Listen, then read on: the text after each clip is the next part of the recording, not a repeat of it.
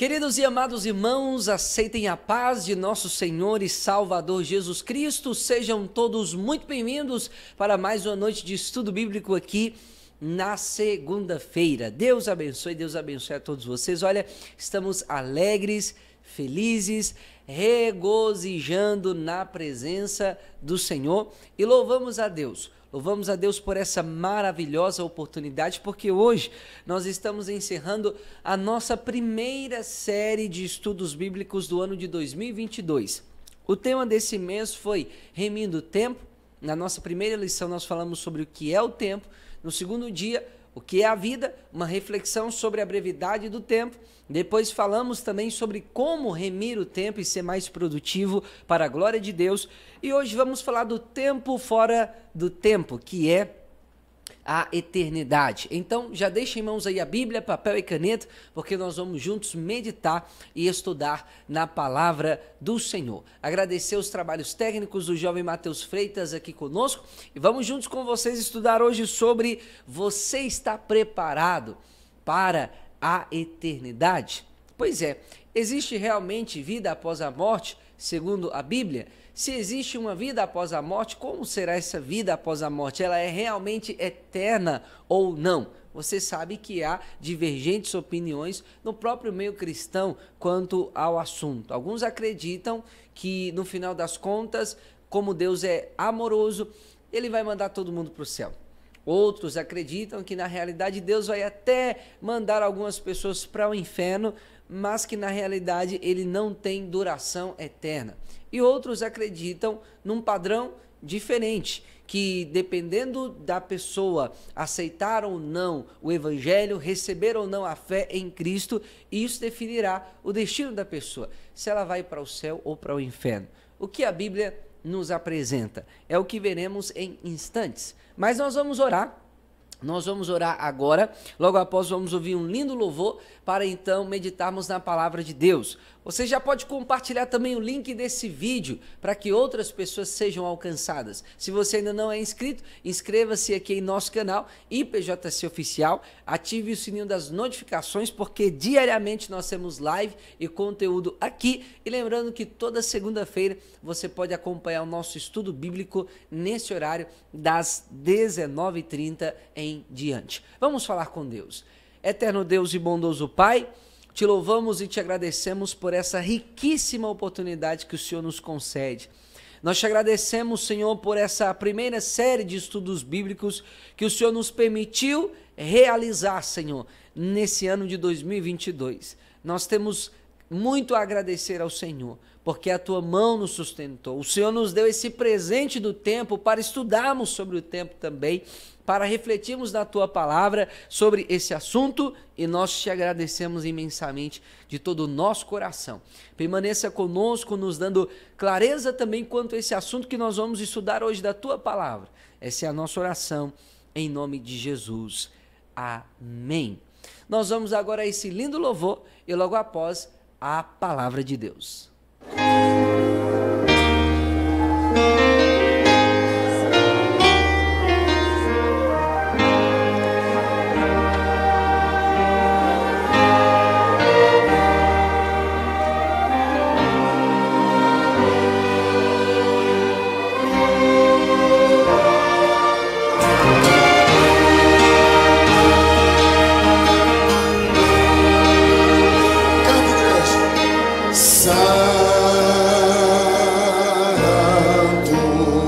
Exalte o nome dele, cante.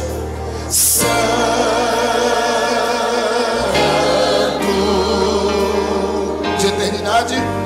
de eternidade, eternidade és Deus. Só tu és santo,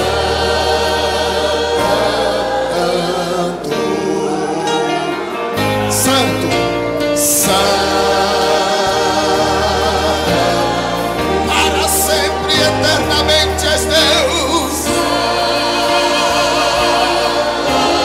Exaltado teu nome, Senhor. De eternidade és Deus. Só tu és santo.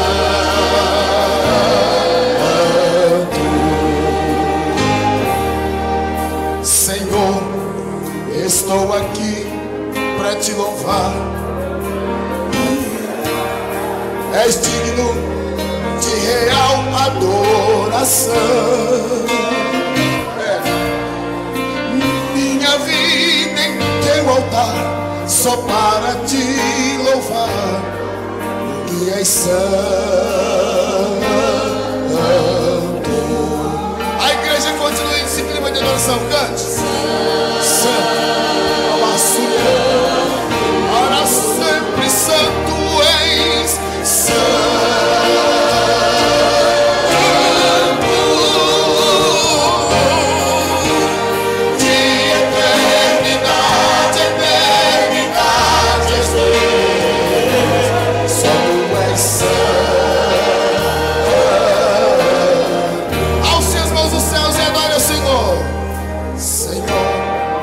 estou aqui para te exaltar. Tu és digno de verdadeira adoração. Me recebeste com amor e me deste perdão, porque és santo. Com ênfase aí na mão bem forte,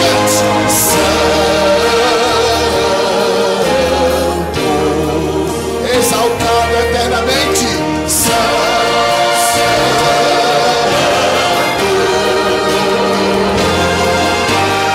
de eternidade, eternidade és Deus, só tu és santo. Adore o nome dele, santo. Mais forte, igreja, cante. Santo,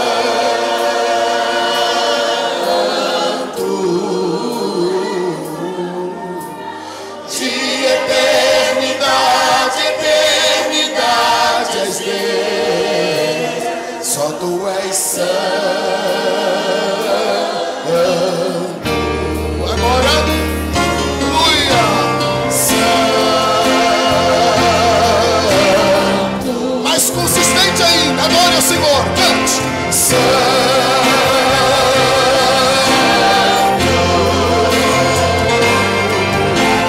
De eternidade, eternidade és Deus, só tu és santo.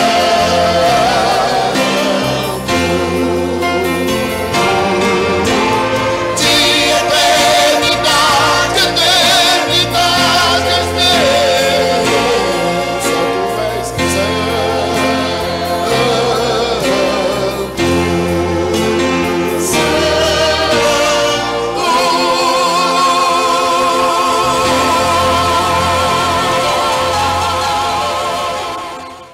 Vamos agora, meus irmãos, a bendita e preciosa palavra de Deus aos nossos corações. Você está preparado para a eternidade?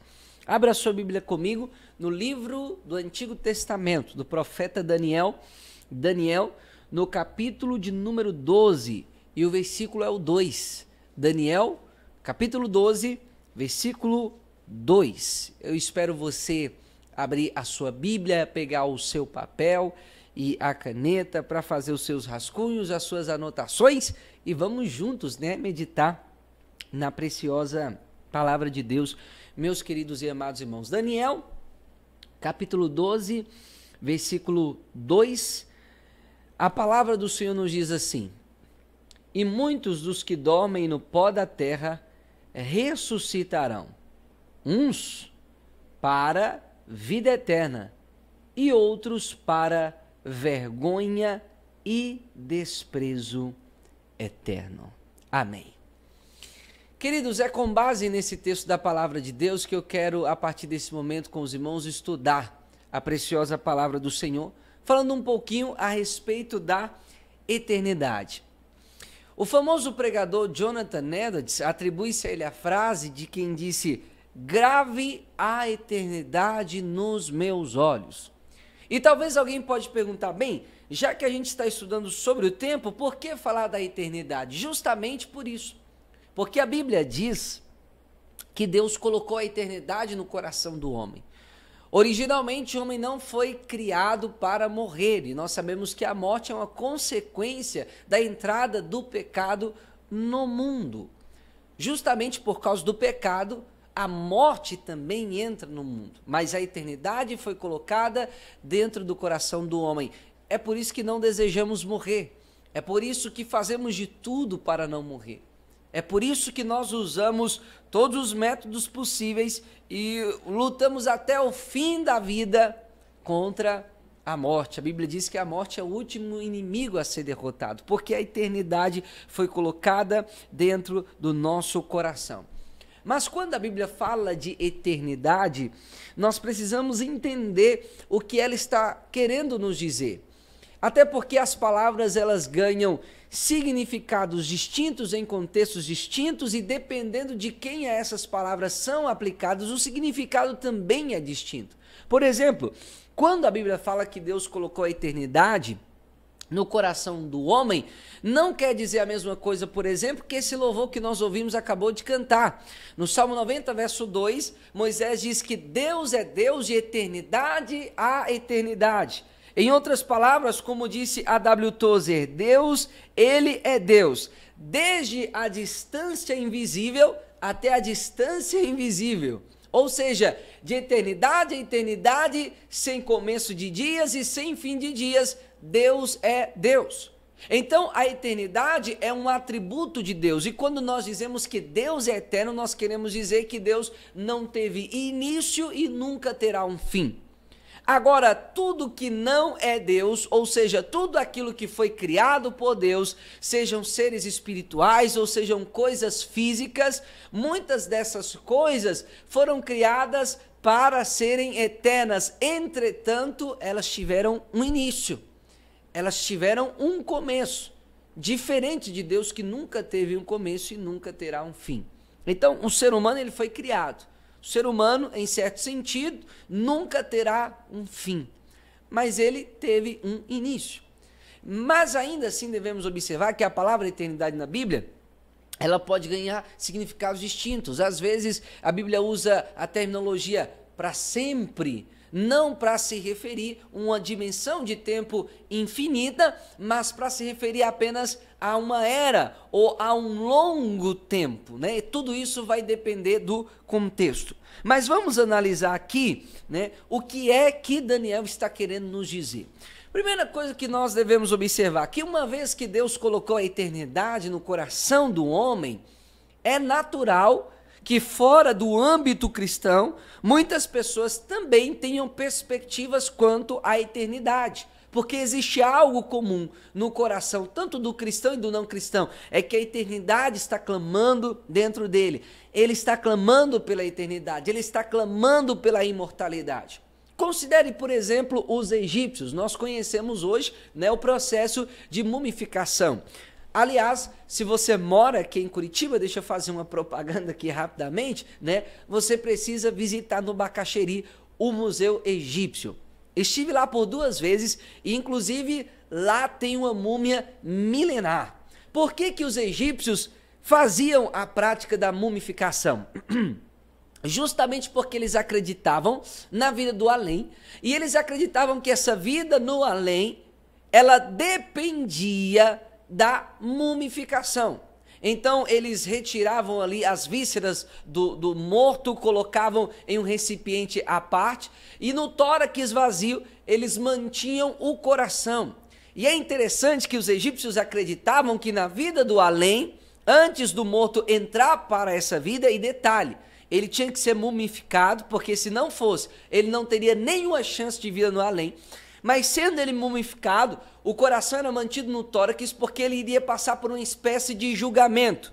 E o seu coração seria colocado em uma balança. De um lado na balança, num prato, estaria o coração daquele morto. Do outro lado, uma pena. Se o coração dele estivesse muito pesado, o seu coração seria comido pelos chamados devoradores e ele não teria chance para a vida no além.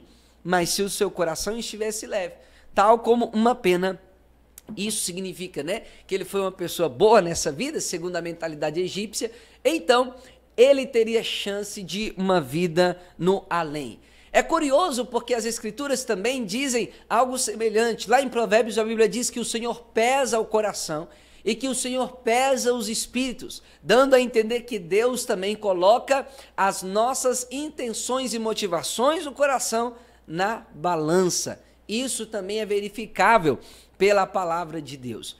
Mas além disso, os egípcios também, eles desenhavam e criavam muitas artes, né, nos seus túmulos, porque eles acreditavam que a vida no além, ela seria uma representação daquilo que fosse desenhado no túmulo da pessoa. Então era natural, por exemplo, que um escravo tivesse o seu senhor, né, depois de morto, ele olhava lá no túmulo e via lá que na casa do seu senhor tinha 10 escravos. E naquele túmulo do seu senhor havia ali 10 desenhos, né, de 10 servos. Na realidade, 10 servos empregados, né, porque no Egito não havia escravo egípcio, né, na concepção como nós entendemos escravo hoje. Então, egípcio mesmo, não havia escravo, havia empregado e bem assalariado, né? Então, se o senhor tivesse 10 servos e de repente ele morresse, fosse mumificado, e aquele servo olhasse ali nos desenhos, naquelas artes, né, do túmulo do seu senhor, e visse que lá tinham 10 servos desenhados, ele sabia que ele teria garantia de uma vida no além, de um trabalho no além, de comida no além, né? Então isso é muito interessante dentro da cultura egípcia. É claro que isso não é algo verdadeiro à luz da palavra de Deus, mas é só para nós entendermos que outros povos também tinham e têm concepções acerca de uma vida na eternidade, de uma vida no além. Isso é interessante também porque essa mentalidade egípcia nos mostra que a vida no além, ela é um resultado final do que é projetado aqui no agora, do que é representado aqui no agora. E isso é interessante porque no cristianismo nós vemos que é assim também, na nossa fé cristã, né? É claro que nós não precisamos desenhar nada, mas a nossa vida eterna, ela será o resultado final de tudo aquilo que nós estamos plantando, realizando e fazendo e praticando aqui e agora. Portanto, aqui e agora é uma representação, é um protótipo, é uma maquete do que será na vida do porvir, na eternidade. Agora, outros povos que têm mentalidade um tanto assim diferenciada a respeito da eternidade, que nos chama a atenção, são os muçulmanos, né? Na realidade, quando você olha para a eternidade na perspectiva muçulmana, o que você encontra é um verdadeiro paraíso sensual, né? Você tem ali 72 virgens que estarão à sua disposição em todo tempo. Você tem um paraíso que jorra mel, vinho e leite, e tudo gira em torno da sensualidade, né? Eu acredito que não cabe nem a mim falar aqui, mas você pode ler depois no Corão, você pode depois estudar sobre a fé islâmica, e você vai perceber que, pelo menos para os homens, a eternidade significa um paraíso sensual. Uma ideia, ao meu ver, muito pobre, né, diante daquilo que o cristianismo oferece. Porque a fé cristã oferece comunhão com o Deus de toda a terra. E isso sobrepuja qualquer prazer e qualquer desejo que a nossa carne possa imaginar. Não estou dizendo que o sexo é pecaminoso, que o sexo é ruim, que o sexo não é de Deus.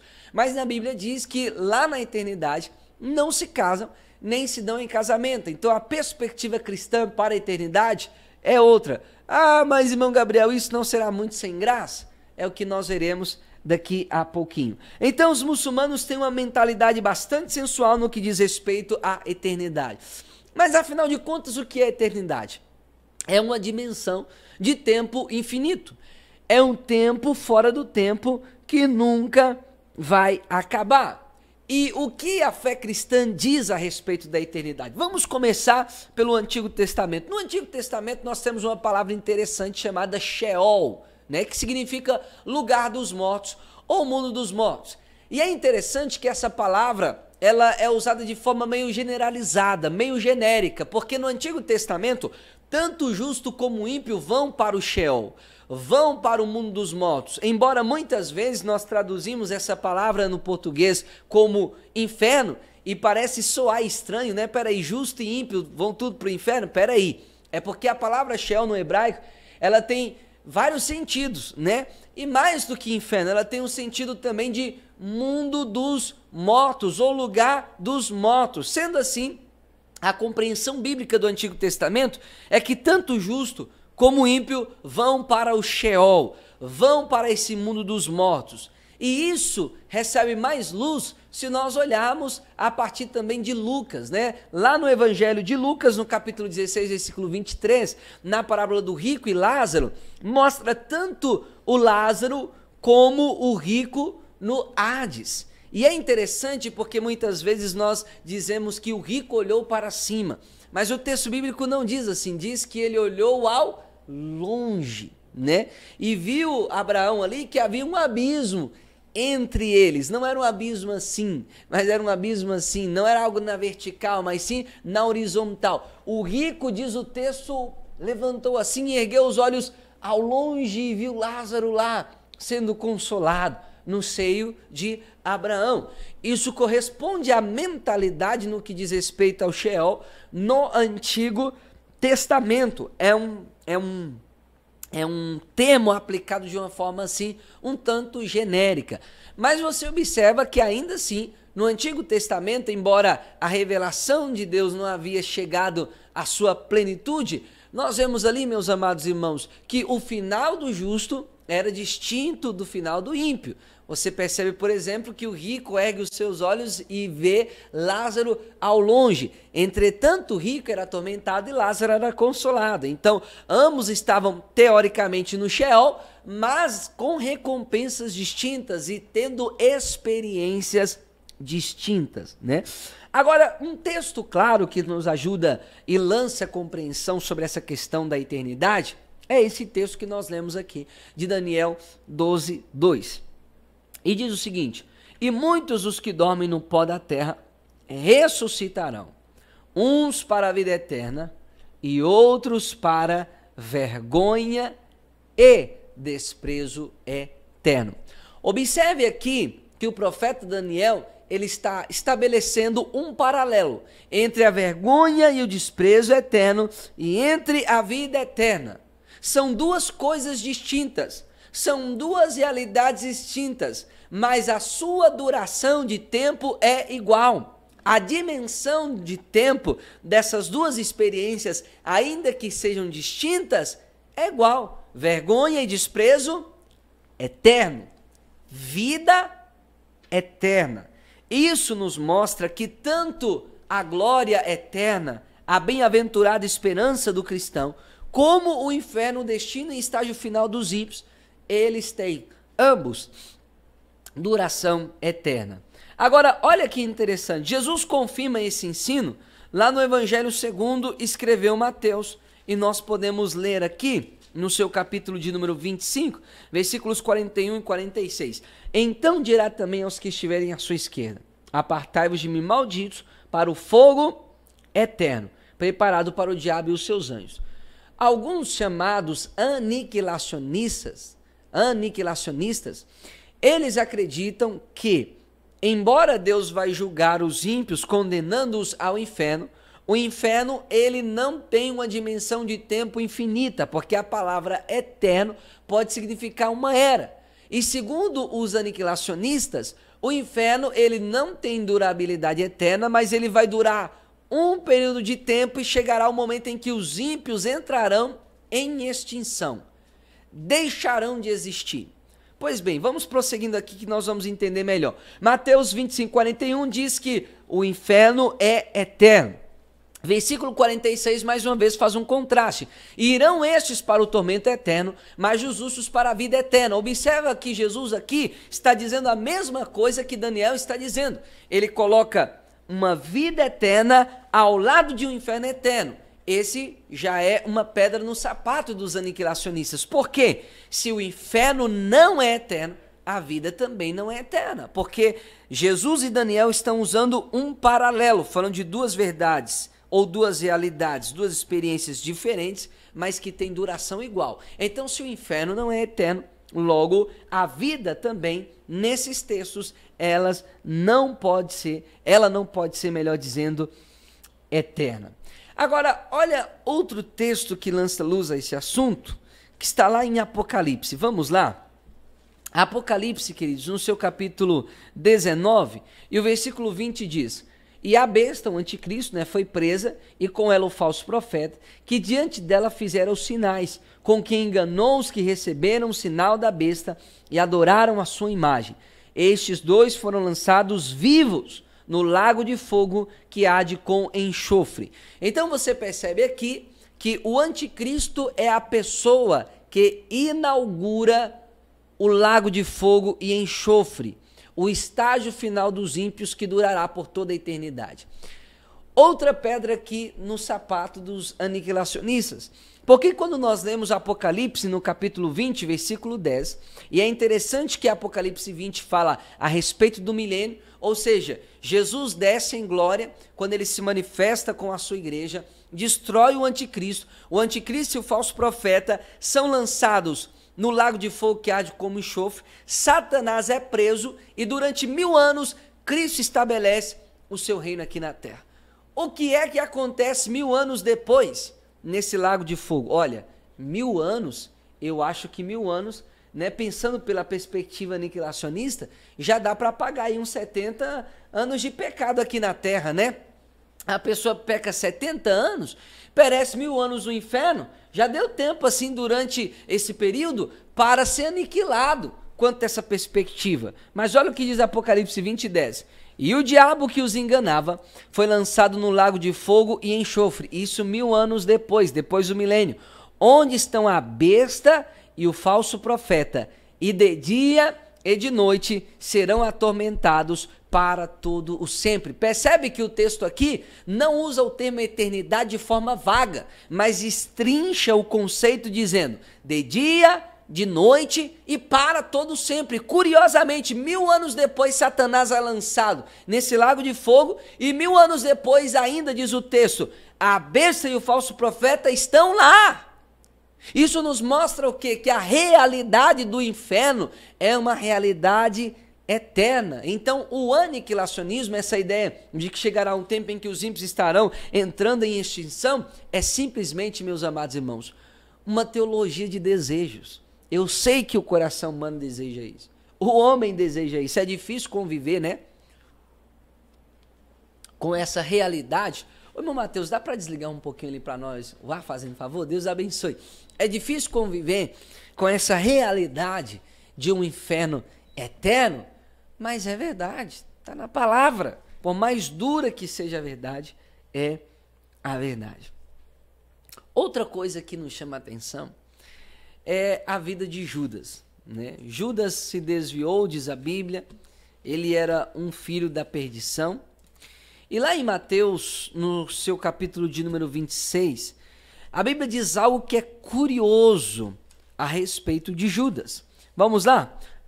Mateus 26, versículo 23. E ele respondendo, Jesus respondendo diz: o que põe comigo a mão no prato, esse me há de trair. Em verdade, o Filho do Homem vai, como acerca dele está escrito, mas ai daquele homem por quem o Filho do Homem é traído. Bom seria para esse homem se não houvera nascido. Preste atenção. Os aniquilacionistas dizem que o ser humano, que ser punido no inferno, chegará um momento em que ele deixará de existir, ele alcançará a inexistência, ele se tornará em nada. Jesus está dizendo assim, olha, ai daquele que trai o Filho do Homem, falando de Judas. Seria melhor para esse homem não ter nascido. O que Jesus está querendo dizer? Seria melhor para esse homem nunca ter existido. É o que Jesus está dizendo aqui claramente. Agora, observe, o aniquilacionismo não faz nenhum sentido aqui nesse texto. Porque se no inferno o homem vai deixar de existir, essas palavras de Jesus perdem o seu peso.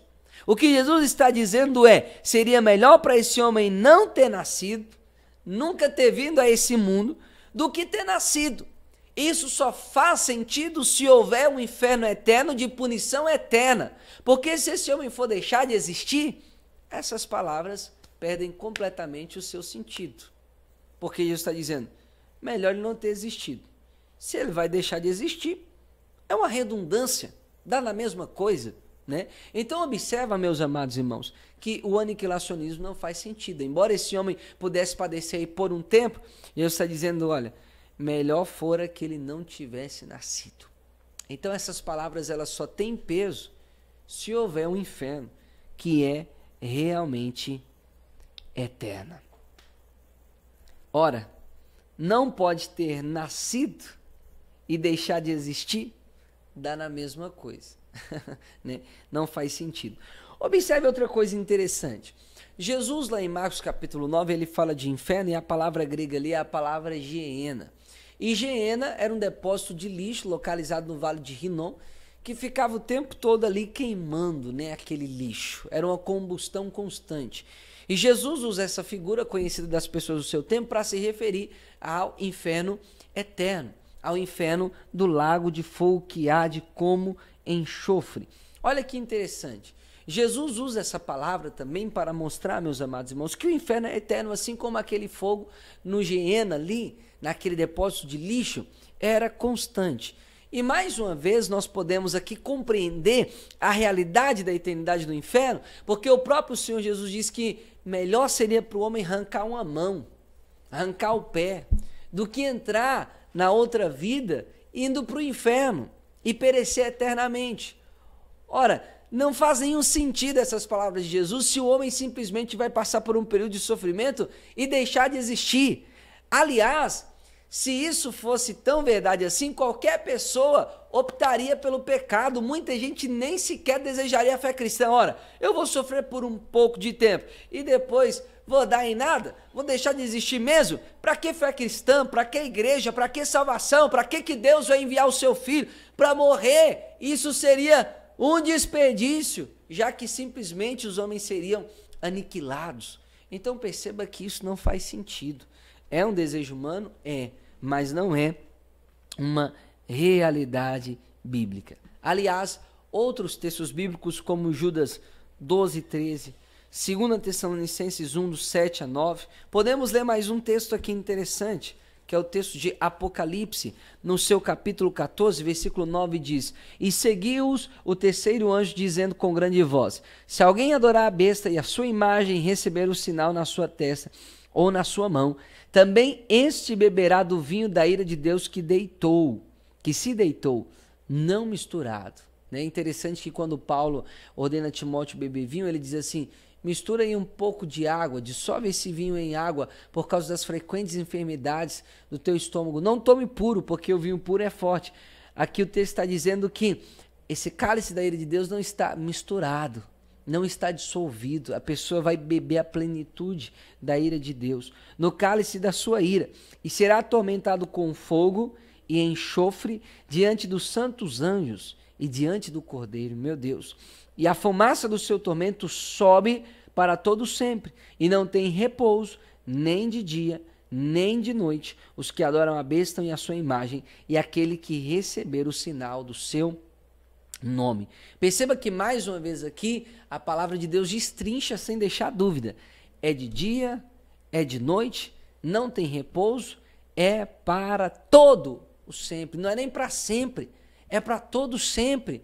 É pelas eras das eras, pelos séculos dos séculos. Então, meus amados, o que a Bíblia nos mostra é que há sim um inferno eterno. Agora, há algumas objeções. Algumas pessoas dizem assim: bem, Deus é amor.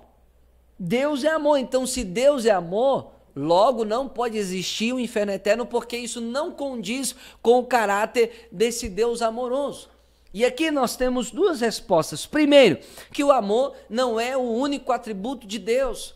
Lá no Salmo diz que a paz e a justiça se beijam em Deus. Ou seja, há uma plena harmonia nos atributos de Deus, de tal forma que quando Deus exerce a sua justiça, ele não deixa de ser amoroso. E quando Deus é amoroso, ele não deixa de ser justo. As duas coisas combinam perfeitamente. Existe uma coerência perfeita e absoluta na plenitude dos atributos de Deus. Deus é amor? Sem sombra de dúvidas, mas Deus não é só amor, ou o amor não é Deus, nós podemos entender também dessa maneira. Segunda coisa, meus amados irmãos, nós devemos observar que nós seres humanos, né, precisamos compreender que o amor de Deus não anula a sua justiça, não anula o seu discernimento moral. Então, em primeiro lugar, o amor não é o único atributo divino. Segundo lugar, o amor de Deus não anula a justiça de Deus. Um certo pregador antigo disse o seguinte: o amor de Deus não é um sentimento emocional que anula o discernimento moral. O que ele está querendo dizer aqui? Que o amor de Deus é um amor santo. Ora, se Deus ama o que é bom, ele tem que odiar o que é mal. Se Deus ama o que é bom, ele tem que punir toda a maldade. Então, o fato de Deus ser amoroso talvez seja uma verdade aterrorizadora, porque isso significa que se esse amor de Deus é santo, ele tem que odiar tudo aquilo que não é santo e tudo aquilo que é pecaminoso. É por isso que Deus odeia o pecado. É por isso que Deus odeia o pecado. E o grande problema é que Deus não pode punir o pecado sem punir o pecador, porque o pecado está na natureza do pecador. Então, para Deus punir o pecado, ele tem que punir o pecador juntamente com o pecado. Outras pessoas dizem assim: olha, Deus é justo. Essa é uma segunda objeção. A primeira é interessante, né? Diz que Deus é amor. Então parece-nos que Deus não pode executar a justiça da sua ira. Mas a outra objeção diz que Deus é justo. Então muitos pensam assim: como é que o irmão Gabriel pregou esses dias que a nossa vida chega a 70, 80, 90 anos e um homem peca durante esse curto período de vida aqui na terra e vai receber toda a eternidade de tormento e de sofrimento? Isso não é injusto? Isso não é desproporcional ao período de tempo que o homem viveu uma vida de pecado? E não, queridos, e não. Preste atenção, nós devemos pensar na dignidade de Deus. Deus é um Deus de dignidade eterna. Deus é um Deus de santidade e amor infinito. Então, quando o homem peca, esse homem pode viver um dia só, mas ele peca contra a dignidade de um Deus que é eterno, ele peca contra a dignidade de um Deus que é infinito. Então, para que esse pecado seja punido, esse homem tem que perecer eternamente, porque é proporcional à justiça, ao amor, à bondade e ao caráter do Deus eterno contra quem ele cometeu esse pecado. Jonathan Edwards dizia que a gravidade de um crime se mede pela dignidade de contra quem você peca. Né? Se você mata uma formiga, ninguém vai ficar choramingando. Mata um cachorro, aí os ativistas vão te estrangular vivo. Mate um homem, mate o presidente. Você percebe? À medida que a dignidade vai aumentando, a gravidade do crime vai aumentando também. Então, quando você pensa em Deus que é eterno, a gravidade do crime também é eterna. Portanto, não há nada mais justo do que um inferno eterno, porque ele é proporcional, né, à gravidade do crime que nós cometemos contra Deus. Outra coisa que nós devemos perceber é que nós pecamos contra um Deus de valor infinito. E nós não somos pessoas de valor infinito. Se o nosso valor fosse um valor infinito, fosse um valor eterno, amém. Amém. Seria fácil resolver essa equação. Mas nós não somos. Deus é o único ser que existe que tem um valor eterno, que tem um valor infinito. Então, justamente por nós não termos esse valor, nós temos que perecer pela justiça de Deus toda a eternidade, a não ser que a graça de Deus nos salve. Isso é muito importante porque essa doutrina de um inferno eterno deveria aumentar a nossa gratidão a Deus pela salvação, pela obra de Deus em Cristo nos redimindo do pecado, e deveria aumentar ainda mais o nosso desejo de intercessão, de interceder pelos perdidos, de orar, de anunciar o evangelho, de pregar, porque realmente é uma realidade muito dura, meus amados irmãos. Agora preste atenção, a morte não é o fim do sofrimento do ímpio, pelo contrário, ela dá ao ímpio a possibilidade da entrada em um sofrimento infinitamente maior, infinitamente superior. Mas a morte, ela é sim o fim do sofrimento do justo, e aqui eu quero falar do outro lado da moeda, porque nós falamos do castigo eterno, mas Daniel diz também que uns irão para a vida eterna. Primeira coisa que nós precisamos entender, vida eterna não é a mesma coisa que existência eterna. Por exemplo, os ímpios vão existir para sempre no inferno, mas eles não têm a vida eterna. O livro de Apocalipse diz, no capítulo 21, verso 8, que eles sofrerão o dano da segunda morte. Sofreram a primeira morte, que é a morte física, e depois sofrerão a morte espiritual, porque o conceito de morte na Bíblia, ele está mais ligado à ideia de uma separação.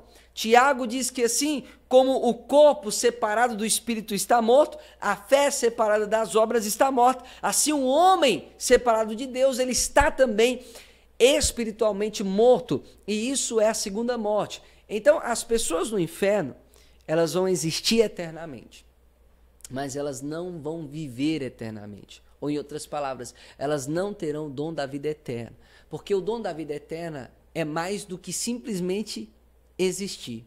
Vou dar um exemplo.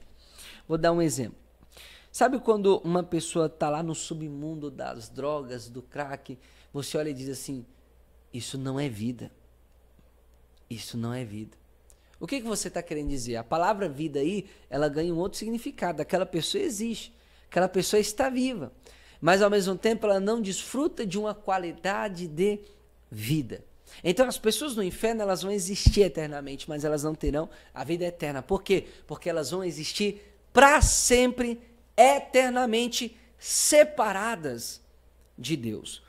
O que é então a vida eterna? João 17, verso 3, Jesus orando ao Pai diz, Pai, a vida eterna é essa, que conheçam a Ti, somente a Ti, e Jesus, a Teu Filho, que enviastes. Então você observa aqui que a vida eterna diz respeito a uma qualidade de vida, onde nós temos um relacionamento de comunhão com Deus. E isso é a vida eterna. A pessoa pode existir por toda a eternidade, mas se ele não tem um relacionamento salvador com Deus, ele ainda não tem o dom da vida eterna. Então conhecer a Deus é uma bem-aventurança tão grande que a Bíblia chama isso de vida eterna. Agora, outro ponto que nós devemos observar aqui é, como será essa eternidade no céu? Porque no imaginário popular, o céu é um lugar muito sem graça, onde você vai ficar lá 1000 anos sentado em cima de uma nuvenzinha, tocando harpa para toda a vida, e as pessoas dizem, isso é chato demais, né? Pois bem, mas o céu não é isso. Não é assim que a Bíblia retrata o céu, não é assim que a Bíblia desenha o céu para nós. Primeira coisa, na eternidade haverá plenitude de felicidade. Em Apocalipse 21, 4 diz isso, aqui nessa terra nós já vivemos com Cristo, nós já estamos experimentando a vida eterna aqui. Tanto é que em João 3 diz a Bíblia que aquele que está no Filho já tem a vida eterna. Então, se você é um cristão salvo, você já tem a vida eterna, mas você ainda não a experimenta na sua plenitude. Por que não? Porque aqui nós temos a vida eterna, temos um relacionamento com Deus, temos um relacionamento com Cristo, mas nós sofremos dores, nós temos lutas, morte, choramos, temos aflições, e lá no céu, em Apocalipse 21, no versículo 4, diz que Deus enxugará dos nossos olhos toda lágrima, não haverá morte, não haverá pranto, não haverá dor, ou seja, a eternidade será um estado de plenitude de felicidade, felicidade plena, alegria plena. Aqui temos uma dor aqui, outra acolá, mas lá no céu não haverá dor, diz a palavra de Deus. Além disso, meus amados, lá no céu haverá abundância de deleites para todos os sentidos, para a visão, para a audição, até mesmo para o paladar. A Bíblia diz que aquilo que os olhos não viram, nem ouvidos ouviram, nem subiu ao coração do homem, são as coisas que Deus tem preparado para aquele que o ama. Então, aqui nesse mundo você vê beleza. Aqui nesse mundo corrompido, destruído pelo pecado, ainda há muitas coisas belas. Mas lá no céu será infinitamente superior, na eternidade é infinitamente superior. Nós vamos nos deleitar na formosura daquele lugar. Na eternidade também, queridos, não haverá pecado. Ao meu ver, no inferno, parece-nos que o pecado só aumenta, porque o homem vai odiar a Deus cada vez mais, a imagem de Deus no homem vai se desfigurar cada vez mais no inferno. Mas na eternidade com Cristo não haverá pecado. A Bíblia diz que não haverá pecado e não haverá morte. Sendo a morte uma consequência do pecado, se não haver pecado, não vai haver morte também. E lá nós vamos alcançar a tão sonhada eterna juventude, né? Alguém certa vez disse que as apresentadoras de televisão elas têm data de validade. Quando interam 40 anos, os telespectadores começam a contar as rugas no pescoço, ao redor dos olhos e por aí vai. Mas lá no céu, nós teremos o que podemos chamar de uma eterna juventude. Bendito seja o nome santo do Senhor. O céu também é um lugar de serviço. Você gosta de trabalhar aqui nesse mundo? Se não, provavelmente você não vai querer ir para o céu. Porque olha só o que diz a Bíblia a respeito da eternidade com Cristo. Apocalipse 22, versículo 3. E ali nunca mais haverá maldição contra alguém, e nela estará o trono de Deus e do Cordeiro, e os seus servos o servirão. E diz o versículo 5 que eles reinarão para sempre. Então vai ter serviço, vai ter reino, vai ter governo na eternidade. Isso é maravilhoso. E o maravilhoso de tudo é que nós não apenas serviremos ao Cordeiro, mas o Cordeiro também nos servirá. Em João, o Senhor Jesus, em Lucas, melhor dizendo, 12:37, o Senhor Jesus afirma isso, que no momento da ceia, né, lá no céu, é Ele quem vai nos servir. Quão humilde é o nosso Salvador. Não bastasse já humilhar tendo que vir aqui a esse mundo, vai se humilhar também na eternidade. O nosso Cristo é um Cristo manso e humilde de coração. Deus não precisa se sentir doído porque Ele é o possuidor de todas as coisas. Nós serviremos ao Cordeiro com o nosso serviço, trabalho e fidelidade no céu. E o Cordeiro nos servirá à mesa. Por fim, meus amados, a eternidade é um lugar ou um estado onde nós estaremos com Jesus definitivamente. A oração de Jesus, enfim, será ouvida. Em João 17:24, Jesus diz: Pai, eu oro para que eles estejam comigo aonde eu estiver e para que o Senhor lhes mostre a sua glória. Em Apocalipse 3:4, a recompensa para os que vencerem na igreja de Sardes é que eles andarão de branco com Jesus. Eu acho isso maravilhoso, nem tanto ali ao andar de branco, mas Jesus diz: eles andarão comigo. Então o céu só é céu porque nós vamos ter uma comunhão plena, definitiva e ininterrupta com Jesus por toda a eternidade. É por isso que o apóstolo Paulo podia dizer que o morrer é lucro. Ele diz em Filipenses 1:21-23 que ele estava em aperto, porque ele queria estar aqui para dar assistência à igreja de Filipos e às demais igrejas, mas partir e estar com Cristo lhe era muito melhor. A palavra partir ali dá a ideia de alguém que está desarmando a sua tenda para seguir viagem. Dá a ideia de o trabalho acabou, finalizou e agora nós vamos tirar o jugo de sobre os bois. É isso que Paulo está dizendo, partir é tirar o jugo de sobre mim, esse jugo de doença, de enfermidade e até mesmo de pecado. O jugo será removido. Eu vou desarmar minha tenda, como ele mesmo disse que o seu corpo e o nosso era um tabernáculo, e eu vou seguir viagem rumo a Canaã celestial. É maravilhoso, é lindo, é glorioso, meus amados irmãos. Por isso, queridos, que nós devemos entender uma coisa. A morte, ela é sim um elemento do juízo de Deus para o mundo caído, isso é verdade. Mas a morte, ela é também um dom da graça, da bondade e da misericórdia de Deus. E por que nós dizemos isso? Você já imaginou se não fosse a morte, nós seríamos eternamente malditos por causa do pecado. Se não fosse a morte, os nossos sofrimentos não se acabariam. Se não fosse a morte, as nossas dores não se acabariam. A morte é consequência do pecado, é uma manifestação do juízo de Deus, mas é uma manifestação também da graça de Deus. O seu sofrimento vai acabar, as suas doenças irão acabar, as suas lutas irão acabar, as suas dificuldades irão acabar, e a morte vai dar a nós cristãos a possibilidade de entrar num gozo eterno. A morte nos mostra que a nossa luta nessa vida, ela tem um fim, ela tem uma conclusão, e nós podemos combater o bom combate, completar a carreira e guardar a fé. É isso que Deus espera por nós. A vida eterna é essa. A vida eterna é conhecer a Deus. É por isso que Jesus é chamado de Pai da eternidade. Não que Jesus é a pessoa do Pai. Ele e o Pai são um só, mas são pessoas distintas. Mas é que Jesus, como Pai da eternidade, é aquele que doa a vida eterna para todo aquele que crê e se torna pela fé um filho de Deus. Isso é maravilhoso, isso é glorioso, meus amados. A morte é uma consequência, mas a morte também é uma graça. Para que você está se preparando? Para a vida eterna ou você está preparando para o desprezo e o castigo eterno? Pense nisso. Se você ainda não está se preparando para a eternidade, esse é o momento. Às vezes nós procuramos viver com qualidade de vida, procuramos viver bem, mas esquecemos que tão importante também é morrer bem. Precisamos morrer bem também.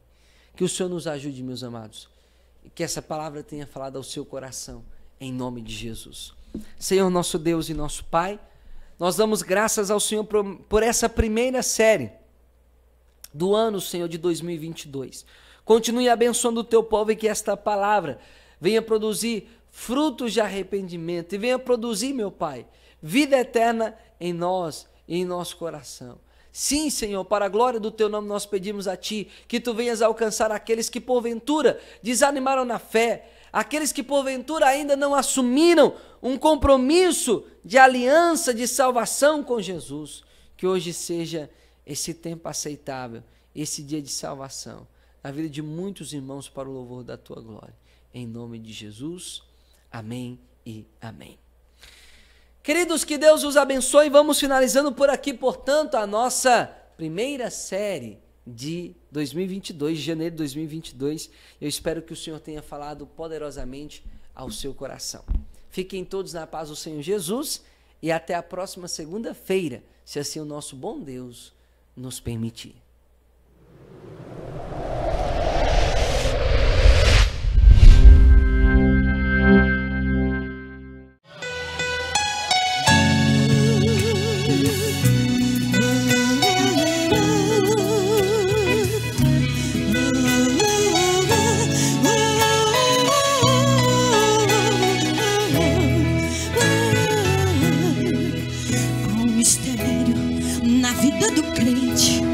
É bem diferente de todos aqui.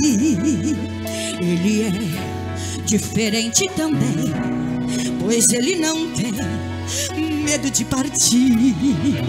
Sua vida é luz que clareia e sempre incendeia aonde chegar.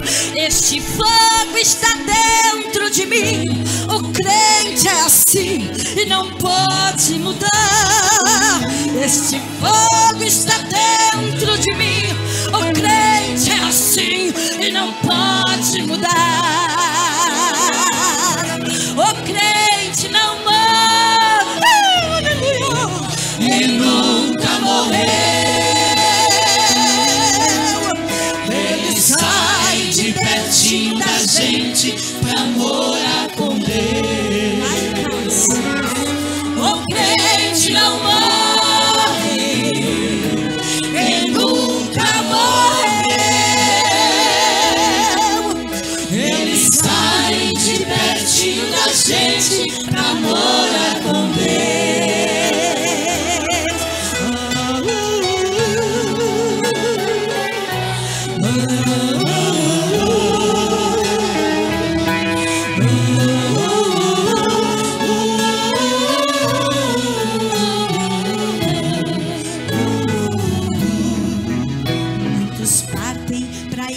eternidade, deixando saudade aos queridos seus, para um lugar de sofrimento eterno, chamado inferno, distante de Deus.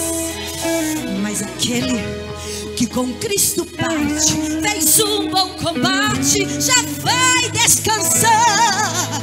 Nós sabemos que naquele dia da cama fria vai ressuscitar. Nós sabemos que naquele dia da cama fria vai ressuscitar. O crente não morre, canta, igreja, e nunca morreu. Ele sai de pertinho da gente pra amar. Meu pai já está lá, meu papaizinho já está lá. O crente não morre, e nunca morreu. Ele sai de pertinho da gente pra morar com Deus. Só as vozes agora. O crente não morre, igreja querida, ele nunca morreu. Ele sai de pertinho da gente pra morar com Deus. O crente não morre, ele nunca morreu. Ele sai de pertinho da gente pra morar com Deus. De novo, ele sai de pertinho da gente. Ele sai de pertinho da gente. Pra quê? Pra morar com Deus. Ora vem, ora vem, ora vem, Senhor Jesus.